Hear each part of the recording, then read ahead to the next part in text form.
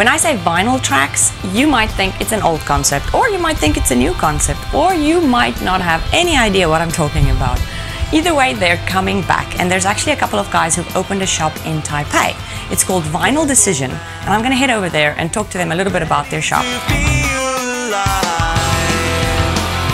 My name is Terry. I've been in Taiwan for 15 years, almost 16 actually. I lived in Kaohsiung for about 10 years and up here in Taipei for almost 5, and I am one of the owners of Vinyl Decision. I'll tell the story of how it all started. 1 year for Christmas, I got my partner Mark a Radiohead record. He liked radio, so I got him on vinyl, and he said, "What am I going to do with this?" And that was a year and a half ago. So and we basically built up that way. We just started buying records. We got a big lot of records from the United States, a record store that went out of business. So we brought those in and basically said, well, what are we going to do with these? So we decided just to open up the shop.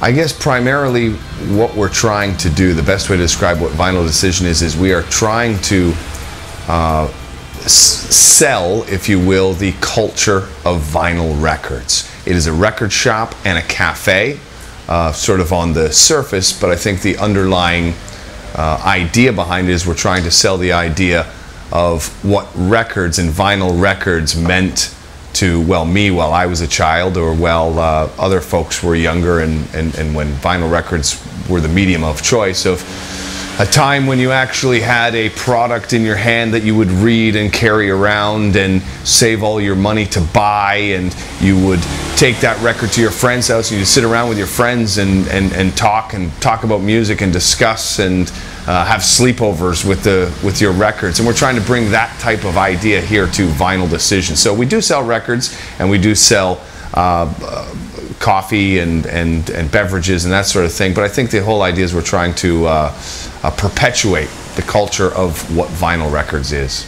Here in Taiwan right now, records are kind of coming back. They're kind of a retro hipster. In fact, not just here in Taiwan, all over the world, but specifically here in Taiwan. And it's interesting because actually in the shop we had one young Taiwanese kid come in and go, "Wow, that's a big CD," you know, and they just hadn't seen a record before, and it was great. But what a record is just basically one groove that goes from the start to the end. And you know, records were made and designed to listen to a whole side. There was a time when you wouldn't just listen to one song, you'd listen to an entire concept, if you will, from start to finish. They're made of vinyl, hence the name Vinyl Decision. That's where vinyl comes from.